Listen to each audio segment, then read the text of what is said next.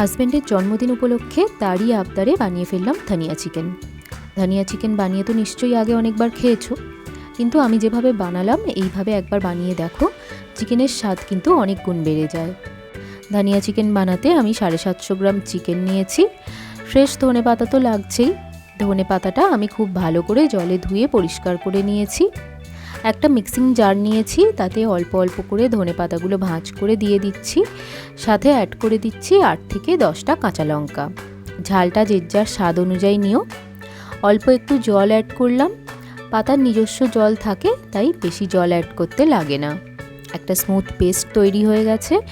এবার একটা বাটিতে 3 টেবিল স্পুন টক দই নিয়ে নিলাম। টক দইটা ভালো করে ফেটিয়ে নিতে হবে।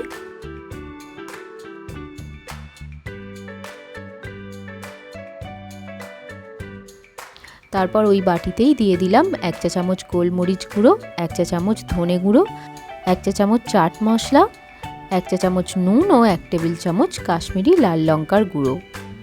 এবার টক দইয়ের সাথে সবকটা মশলা ভালো করে মিশিয়ে নিচ্ছি। অল্প একটু জল অ্যাড করে নিলাম যাতে টাইট টাইট না হয়ে যায়। এবার ম্যারিনেট করার পালা। চিকেনের বাটি নিয়ে নিলাম, তাতে 1 টেবিল চামচ আদা ও জিরের পেস্ট ও 1 টেবিল চামচ রসুনের পেস্ট অ্যাড করলাম। আগে আদা রসুন ও জিরের পেস্ট ভালো করে চিকেনে মাখিয়ে নেব। আদা রসুনের পেস্টটা মাখিয়ে আমি 10 মিনিট রেস্টে রেখেছিলাম। 10 মিনিট পর টক দই আর মশলার ঘোলটাও ঢেলে দিচ্ছি। ভালোভাবে উল্টে পাল্টে মাখিয়ে নিচ্ছি।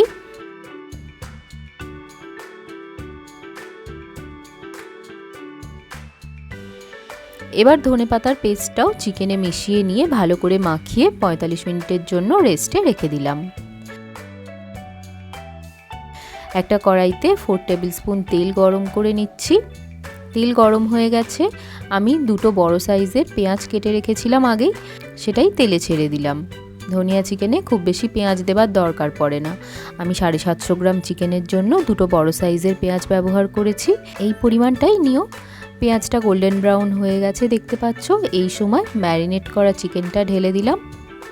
আমি আগে শুধু চিকেনের টুকরোগুলোই তেলে ছেড়ে ভালো করে ভেজে নেব, যাতে চিকেনের সাথে সাথে সব রকম মশলাগুলোও ভাজা হয়ে যায় আর আদা রসুনের কাঁচা গন্ধটাও চলে যায়।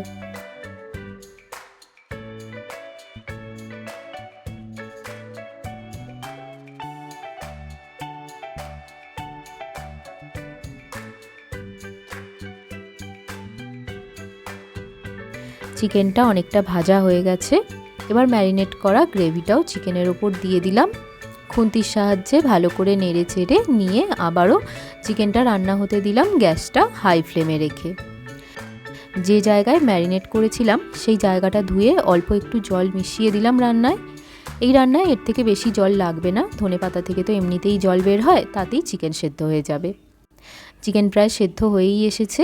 এই সময় দিয়ে দিলাম মাঝারি সাইজের অর্ধেক কাটা পাতিলেবু। দিয়ে দিলাম 1/2 চা চামচ চিনি। চেখে দেখেছিলাম নুনের পরিমাণ একটু কম ছিল, তাই আরও 1/2 চামচ নুনও দিয়ে দিলাম।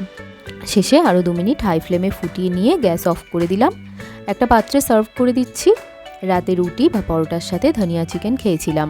যে পদ্ধতিতে বানিয়েছি স্বাদ কিন্তু অসাধারণ হবে, তোমাদের আগেই বলেছিলাম। রান্নাটা কেমন লাগলো আমাকে কিন্তু জানাতে ভুলো না।